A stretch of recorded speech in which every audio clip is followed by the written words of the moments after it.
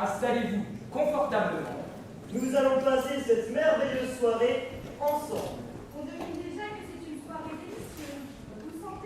Vous sentez cette délicieuse odeur de bonheur? Nous vous invitons ce soir à la rencontre du roi Adal. Mais qui est roi Adal? C'est ce que vous vous demandez sûrement. Roi Adal est un écrivain britannique. Il est également scénariste et auteur de romans. Il est auteur de nouvelles qui s'adressent aussi bien aux enfants qu'aux adultes.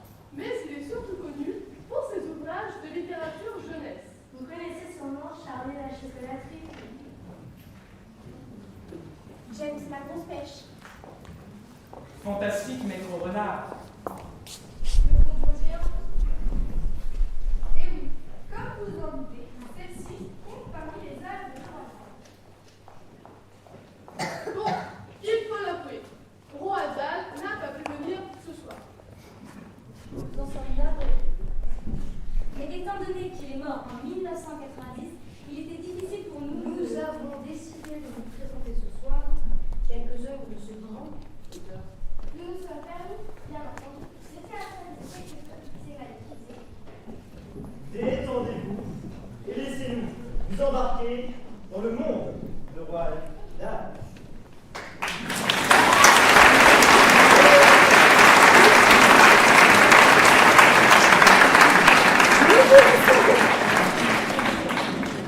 Nous vous laissons découvrir dès à présent Sacrée sorcière.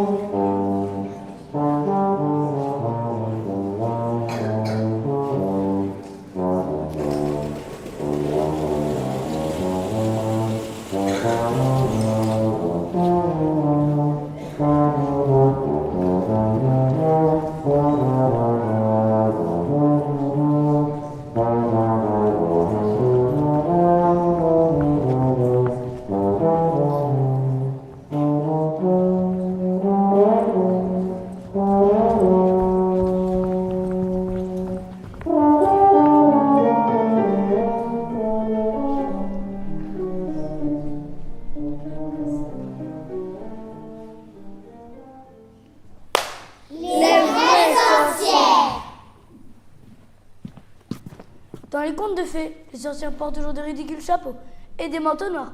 Et voilà qu'elles font chaud sur des balais. Mais l'histoire que je vais vous raconter n'est pas un conte de fées. Oh non. Nous allons parler des vraies sorcières qui vivent encore de nos jours.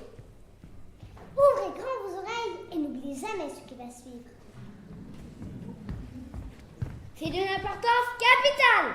Mes parents sont décédés. Je me suis retrouvée à vivre avec ma grand-mère. Grand-mère m'a raconté des histoires. C'était une merveilleuse conteuse et tout ce qu'elle disait me captivait. Mais je fus véritablement envoûtée lorsqu'elle commença à me parler des sorcières.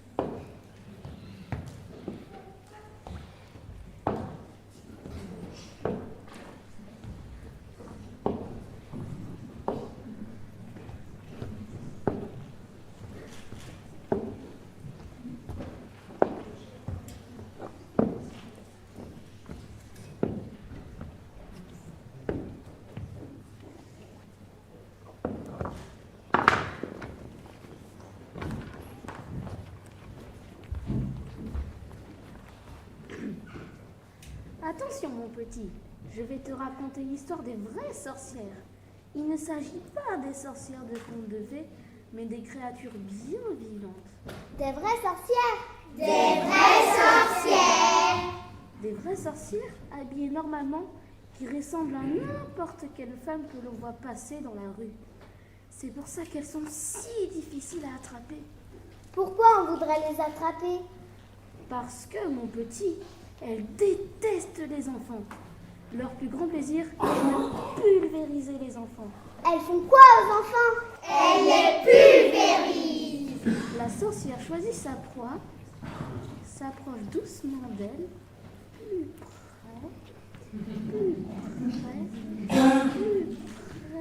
et fonce sur elle comme un vautour. Les étincelles crépitent, les flammes bondissent, les poils de la peau se hérissent. Et l'enfant disparaît.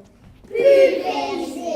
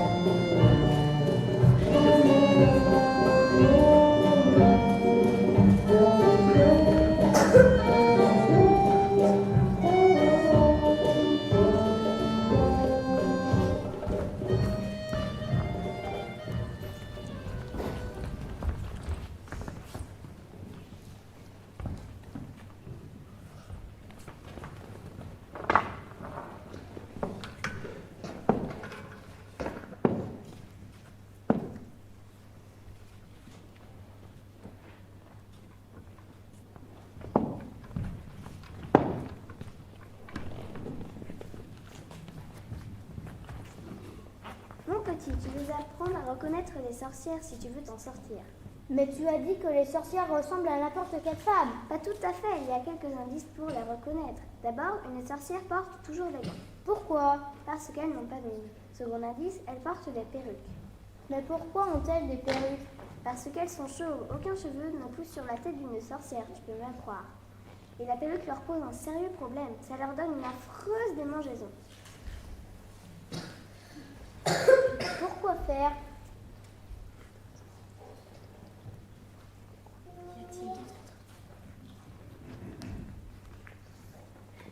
Y a-t-il d'autres trucs pour reconnaître les sorcières?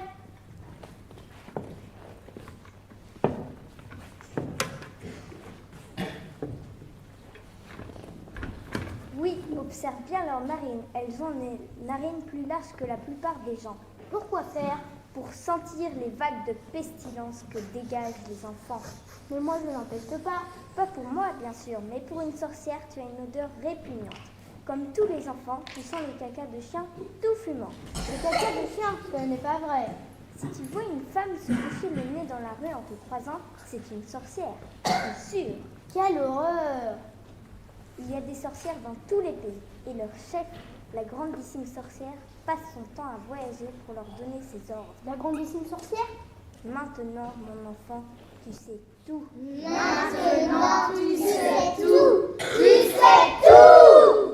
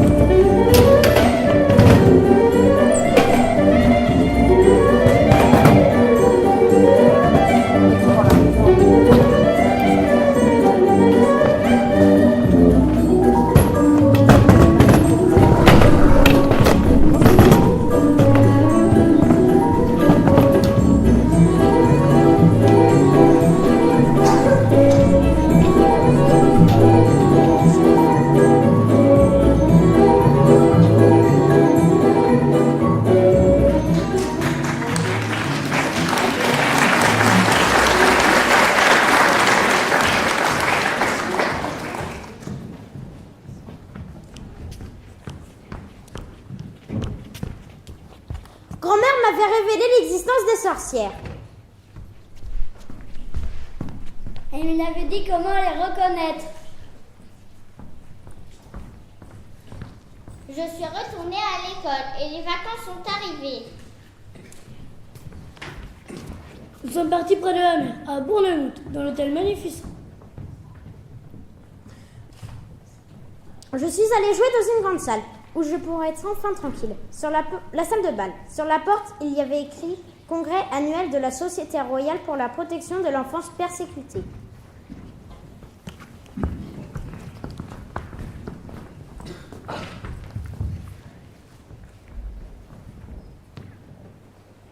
Ah bonjour. Ouais, ça va.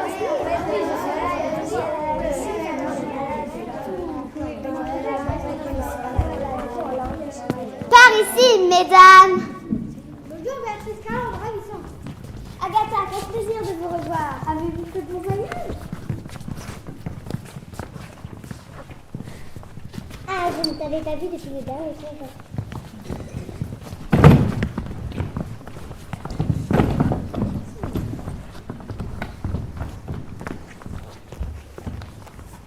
Bonjour mes amis.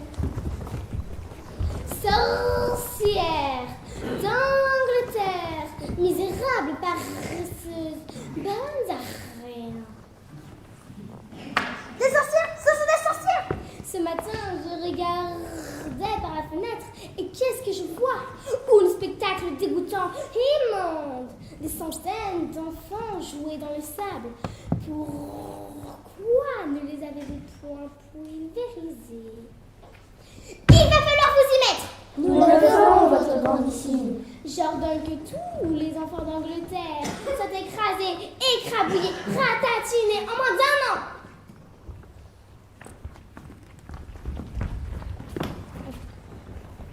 À mort les marmots. À mort. Blouchons-les, braquons-les, slabons-les.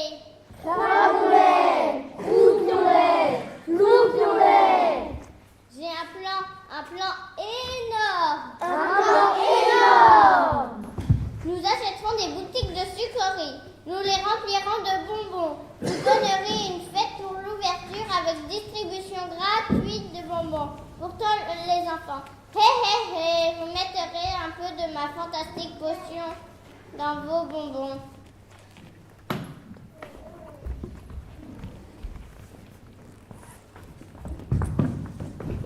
Formule 86 potions souris retardement. Introduisez une goutte de potion dans chaque bonbon et quand les enfants rempliront vos magasins en rentrant de l'école.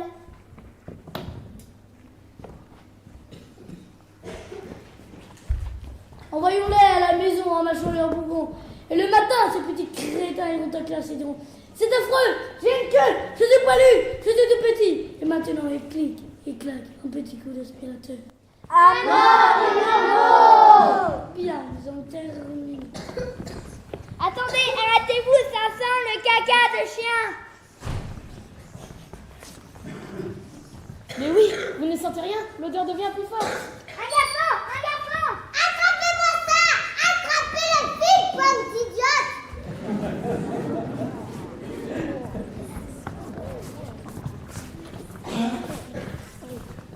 Petit vermisseau qui nous espionnait.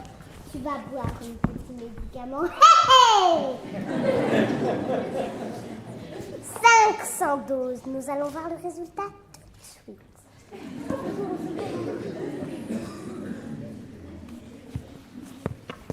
À l'aide.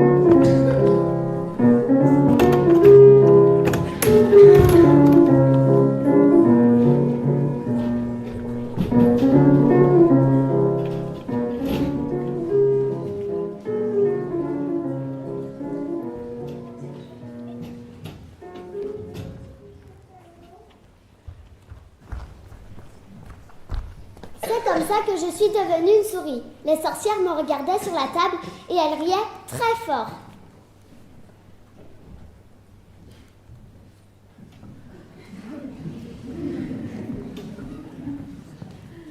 J'ai failli y laisser ma peau. Je suis montée en toute hâte voir grand-mère.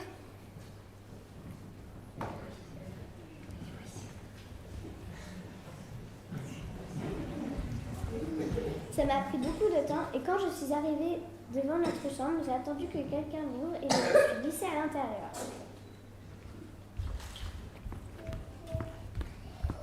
J'ai tout raconté à grand-mère. Elle était très triste au début. Je lui ai dit qu'après tout, ça ne me dérangeait pas d'être une souris. Les souris ne vont pas à l'école. Il faut récupérer la potion. A dit grand-mère. Oui, on récupère un flacon. 500 doses, ça suffira pour les changer toutes en souris. Elle a dit que ça marchait aussi pour les adultes. Où est la chambre de la grandissime sorcière?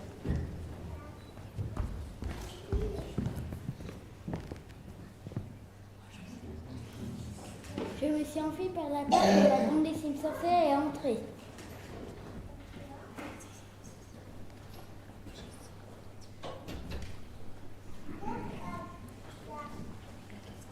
Et la 454, c'était la chambre juste en dessous de la nôtre. Grand-mère m'a fait descendre sur une pelote de laine pour que je ne me fasse pas mal. Et je suis entrée par la fenêtre. J'ai bien failli y laisser ma peau. J'ai fui par trouver une fiole de potion. Je me suis enfuie par la porte quand la grandissime sorcière est entrée. Et grand-mère et moi, nous nous sommes préparés pour le dîner.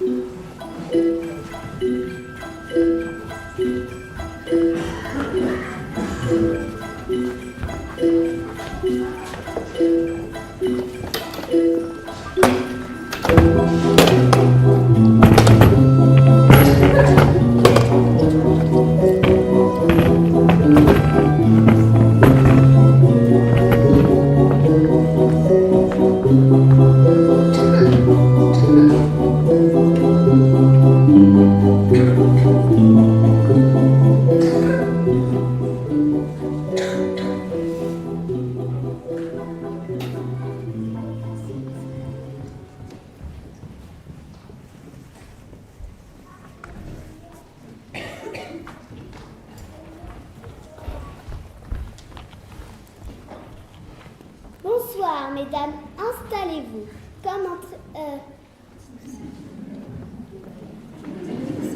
Le dîner est servi.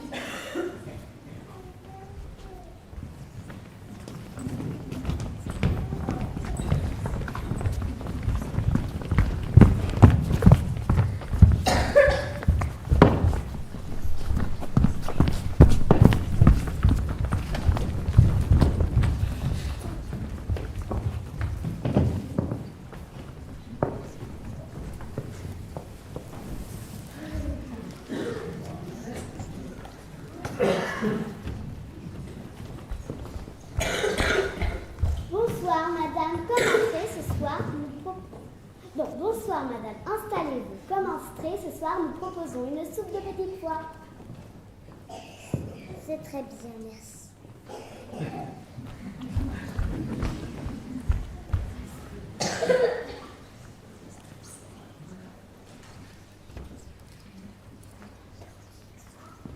J'ai pris mon petit carré potion. Oui, grand-mère, j'y vais.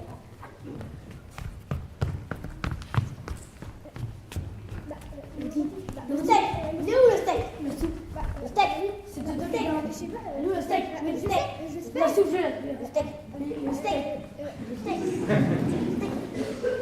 Deux rôtis d'agneau pour la table 4. 2 rôtis d'agneau pour la 4. 2 rôtis d'agneau pour la 4. Steak.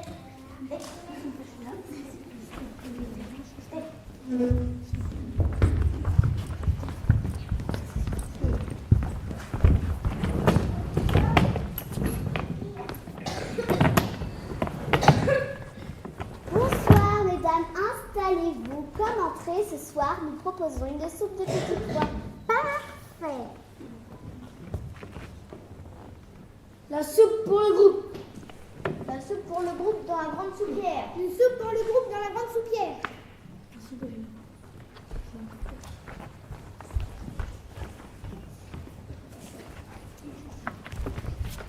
Mesdames, votre soupe de petits pois. Non, enfin, ce n'est pas trop tôt. Elles vont la boire, elles vont la boire. Chut, ça te tranquille, observe.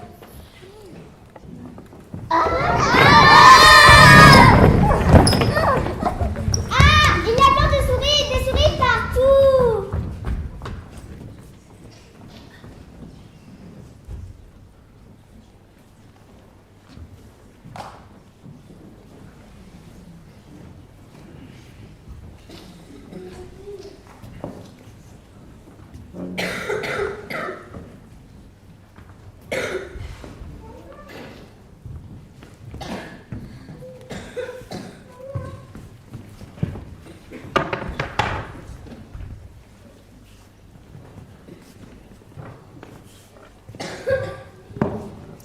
Ouais, grand-mère, on a réussi. C'est bien vrai, mon petit. On les a eus avec leurs propres questions. La grandissime sorcière, elle est partie pour toujours. Oui, mon petit, elle est partie pour toujours.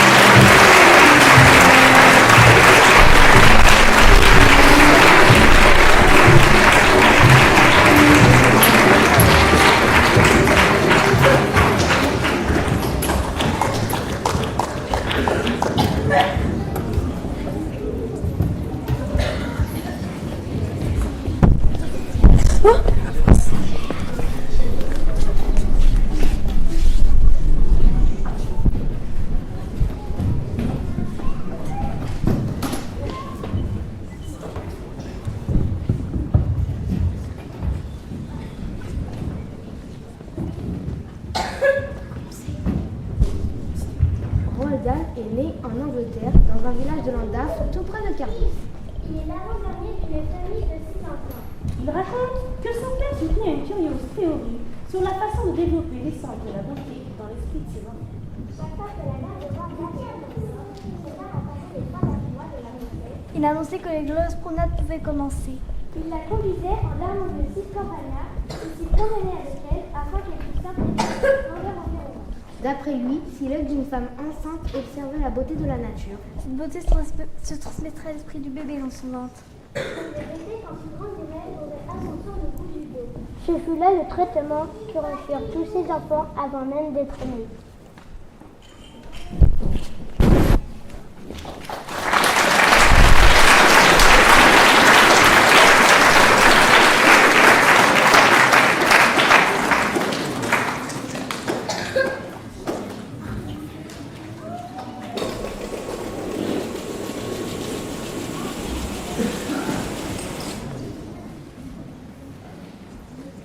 Ça a été ta semaine? Ah bah ouais, et toi? Ah oui, tranquille. T'as prévu quelque chose pour les prochaines vacances? Ah bah non, et toi?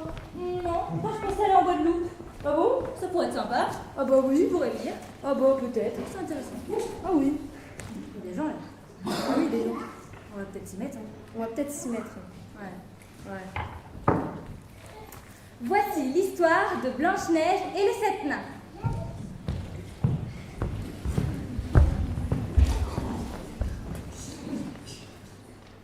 Oubliez ce que vous croyez savoir et écoutez plutôt. Vous irez sûrement de surprise en surprise. Mais justement, profitons-en. On ne va pas tous les jours. Le gars, on peut enchaîner? Oh, désolé. Quand la mère de Blanche-Neige mourut, le roi son père dit d'un ton mouru. Ah, quel ennui, perdre sa femme. Il faut trouver une autre dame. Pour un roi, il n'est jamais pratique de se trouver ce genre d'article. Il fit paraître une annonce dans les journaux. Roi cherche reine. Disait le texte en peu de mots. Roi cherche reine. Non, c'est pas mal, pas mal. C'est propre, c'est concis. Roi cherche reine. Comme ça, même les plus crétins du royaume devraient comprendre. C'est net, c'est efficace, ça part tout de suite. Non, je suis assez content. C'est pas mal. Je suis intelligent ce soir, moi. Très intelligent, c'est pas ouf. Digne de son royaume. Il n'y en a pas beaucoup des communes, hein, je pense. Ouais, on est bien tombés. Hein. Ah ouais? Non, pas encore eux. On a pas de chance. Hein. Ouais. C'est qui ça? Oui, c'est pourquoi? Scène 2. Ah. C'était bien, non? De milliers de jeunes filles aient reçu la réponse. Qui voulait être reine par petite annonce?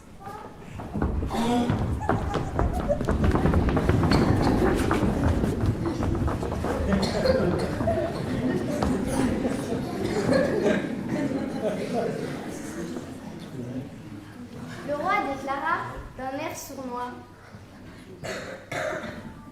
J'aimerais bien, toutes, les essayer une fois. Non, mais c'est vrai, quoi. Je vais quand même pas me marier au hasard. C'est pas facile d'être à ma place. Pas mal.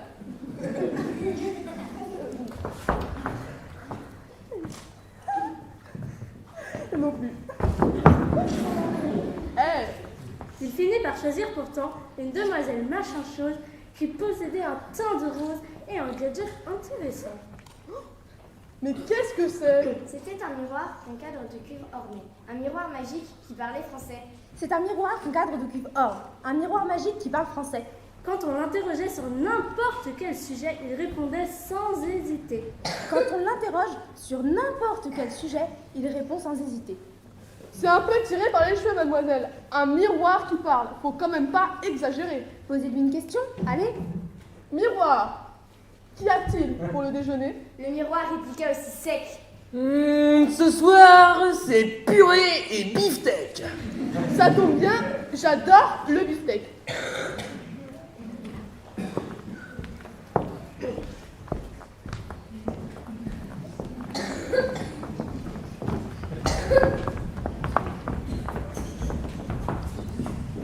Ah, l'amour, l'amour. Il a bien trouvé quand même, elle est jolie. Ouais. Mais bon, j'espère quand même. Il aurait bien se passer. Scène 3, Beau et Sous, les narrateurs.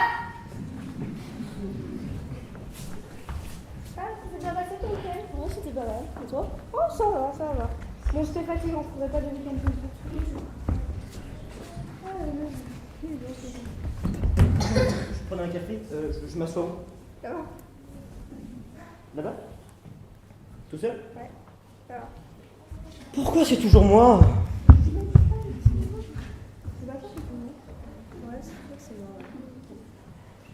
La nouvelle reine, très bête et très vilaine, demandait au miroir chaque jour de la semaine. Miroir, miroir, dis-moi un peu, qui est la plus belle à tes yeux? Et chaque fois, on entendait la ritournelle. Oh, madame la reine, c'est vous la plus belle de ce palais. Belle comme un oiseau népalais. Pendant 10 années, la stupide reine se livra à sa marotte quotidienne. Miroir, miroir, dis-moi un peu, qui est la plus belle à tes yeux? Et chaque fois, on entendait la ritournelle. Oh, madame la reine, c'est vous la plus belle de ce palais. Belle comme un oiseau népalais.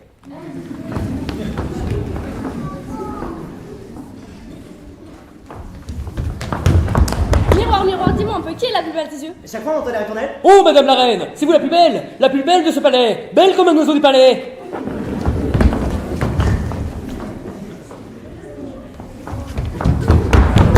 Miroir, dis-moi un peu, qui a vos yeux? Et ritournelle. Oh, madame la reine, népalais.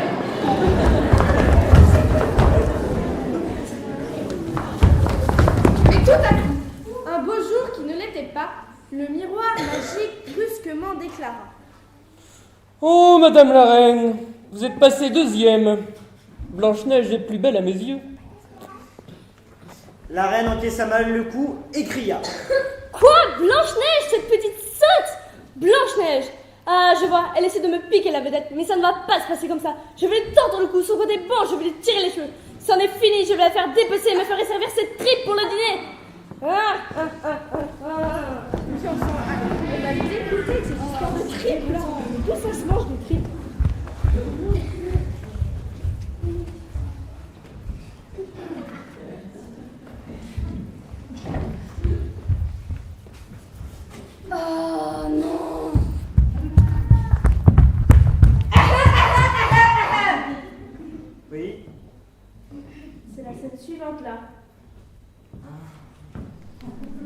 Pourquoi c'est toujours moi? Parce que c'est toujours toi. La reine. La reine. La reine. Fit venir le chasseur de la cour Chasseur, et lui ordonna. emmène-la faire un tour quand vous serez loin, tout au fond des bois. Enfonce-lui 3 fois ton couteau dans le foie. Ouvre ses côtes, fouille dedans et ramène-moi son cœur fumant. Ok, votre majesté. Donc je l'emmène, je la bute. Après, c'est quoi déjà? Ouvre ses côtes, fouille dedans et ramène-moi ce cœur fumant. Ah, mais c'est dégueu ça. Faut vraiment que je fasse ça. Oui, écoute, Michel, soit tu le fais, soit t'as le choix. Moi, je m'en fiche. Je peux demander à quelqu'un d'autre, mais bon, c'est dommage, je t'aimais bien, quoi. Le chasseur hésita. Putain, ça veut dire quoi? Quick.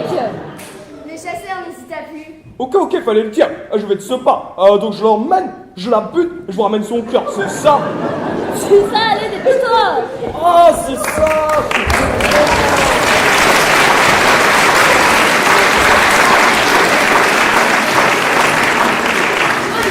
Dégueu. Ah bon? Ah non, mais c'est trop bien, il va la buter, il va la tuer, il va lui faire un petit. C'est trop bien!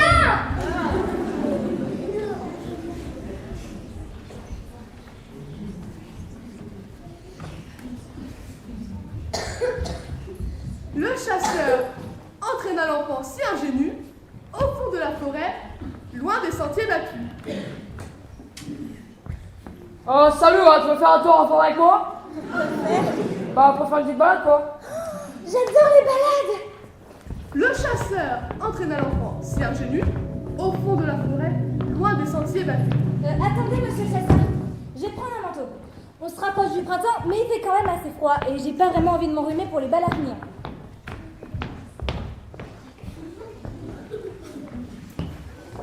Voilà, je vous ai pas trop fait attendre.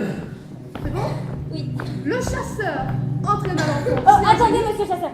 Je vais aussi prendre des lunettes de soleil. Parce qu'il y a du soleil et ça fait mal à la tête après.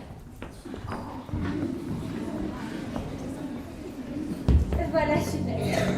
Le chasseur entraîna Oh l'enfant. non, attendez, je vais aussi prendre un panier pour ramasser les fleurs. Pour décorer le château, vous voyez, c'est tellement joli le printemps. Ah, c'est bon. Le chasseur Ah non, entraîna. il faut un chapeau. Il faut un chapeau. Bon, ça suffit, Blanche-Neige! T'arrêtes d'en rajouter et tu pars dans la forêt avec le chasseur! C'est bon, vous avez compris? Chasseur, Blanche-Neige, forêt!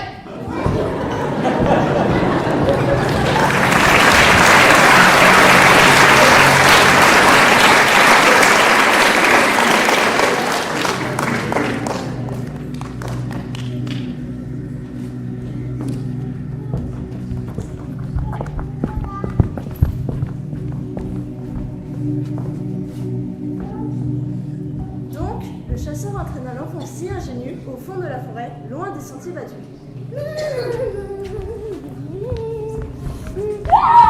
Comprenant la conduite, la pauvrette supplia. S'il vous plaît, soyez bon, ne me tuez pas. La dague était levée, le bras était puissant. Elle supplia encore. Mon cœur est innocent. Du dur chasseur lui-même se ramollit le cœur, qui fondit à l'instar d'une motte de beurre. Allez, tire-toi, c'est bon.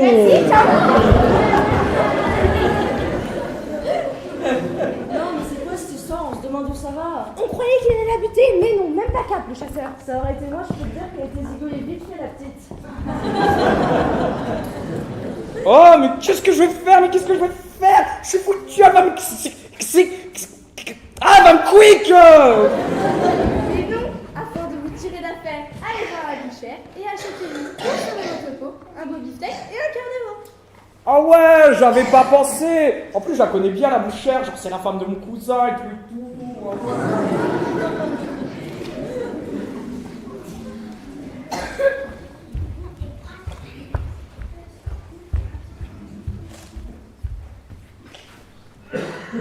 Pour se tirer d'affaire, le chasseur va voir la bouchère et lui achète pour sauver sa peau un beau beefsteak et un cœur de veau.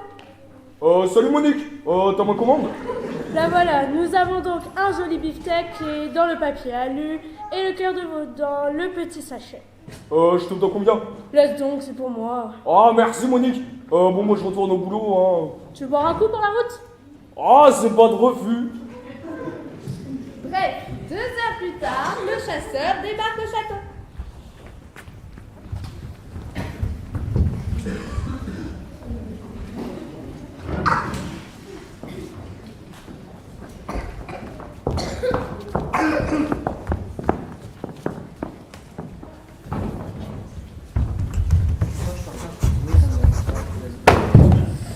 Pourquoi c'est toujours moi?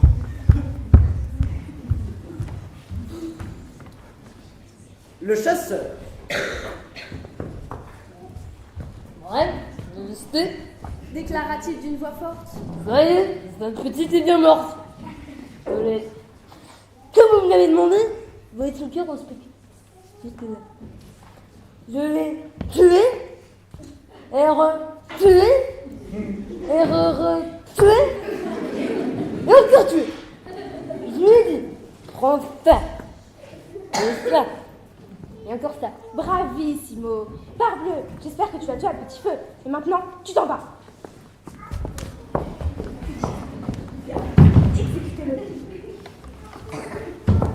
Le chasseur s'en va faire sa sieste. Alors, Et là, ça devient vraiment dégoûtant. la reine à table mangea le cœur à belles dents. J'espère seulement qu'elle avait bien fait cuire. Le cœur bouilli est souvent dur comme cuir. Laissons-la finir son assiette. Nous, on a un truc à faire.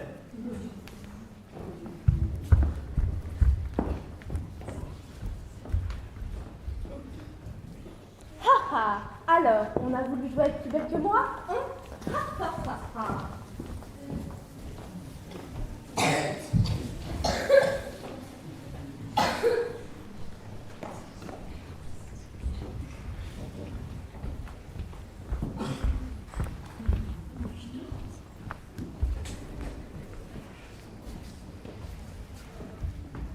Et pendant que la reine se régalait, où Blanche-Neige était-elle donc passée?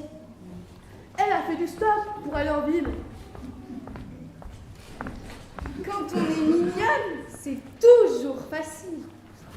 Elle s'est engagée comme jeune fille au père, cuisinière et bonne à tout faire chez 7 curieux petits beaux-hommes qui ne sont pas plus hauts que 3 pommes.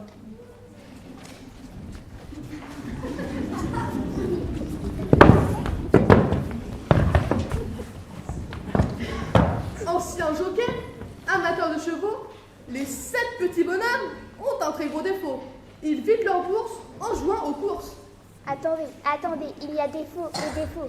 Ça va, on est pas fous, non? Fais comme on peut. Dans l'enjour. Moi je ne joue pas, c'est les autres. C'est juste qu'un petit défaut. Ils vident leur bourse, tout de suite les grands mots. Et quand ils n'ont pas misé sur le bon baudet, alors il n'y a pas de quoi dîner. Pas de quoi dîner, pas de quoi dîner. Ça va, on n'est pas fous. On fait comme on peut. Dans l'enjour. Moi je ne dîne pas, c'est les autres. C'est juste qu'un petit dîner. Pas de quoi dîner, tout de suite les grands mots. Et en plus, ils sont de mauvaise foi. De mauvaise foi, nous? Blanche-Neige, à la fin, leur dit: Si vous continuez comme ça, on va tous être tués. Je connais un moyen de nous tirer d'affaire. Attendez-moi là et laissez-moi faire.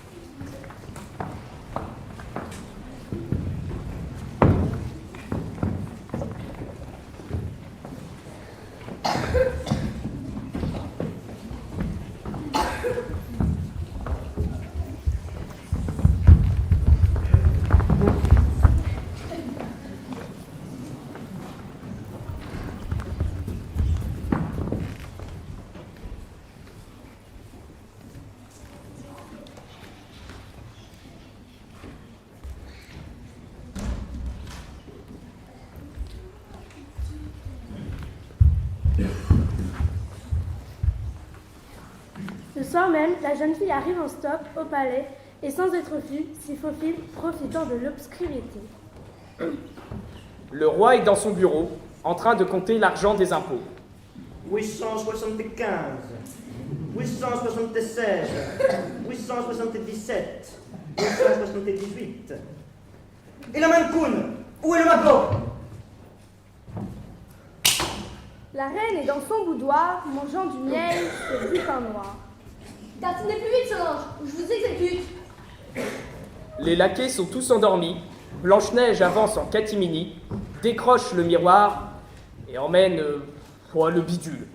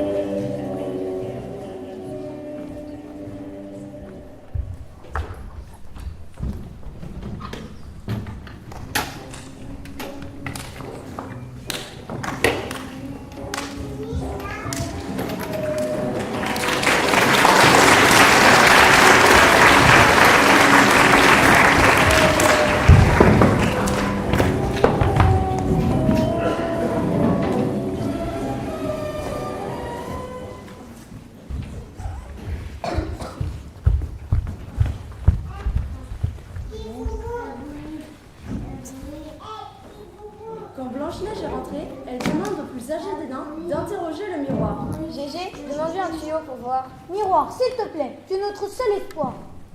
Ne te moque pas de moi, nous sommes tous fauchés comme le blé. Quel cheval remportera la course demain? Qui au grand prix de l'enceinte gagnera haut la main? Et le miroir répond instantanément. Celui qui va gagner, ça va être... Rentemplant. Merci, miroir, merci. Ils embrassent Blanche-Neige sur le nez.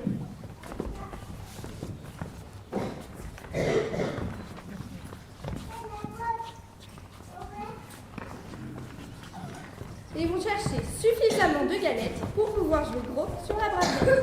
On va mettre nos montres au clou. Vendre nos vieux tincons. Emprunter à droite à gauche. Un poney et un japon. Faire la manche au carrefour. Jouer au tambour dans la cour. On va miser sur la bonne jument. Et se faire plein d'argent.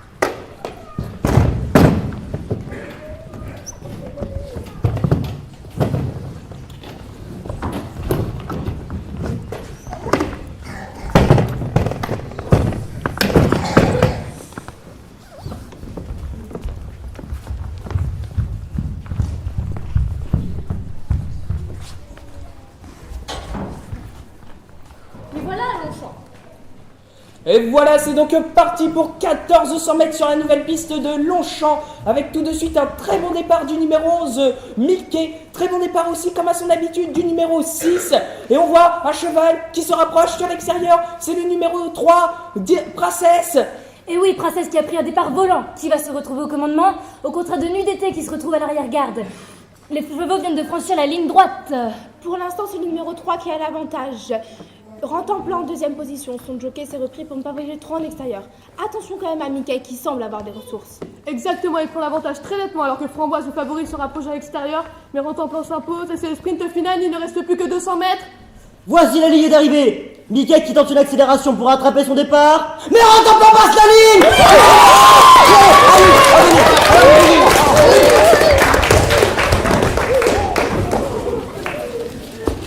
Et bien évidemment, il mise pour une fois sur la bonne jument.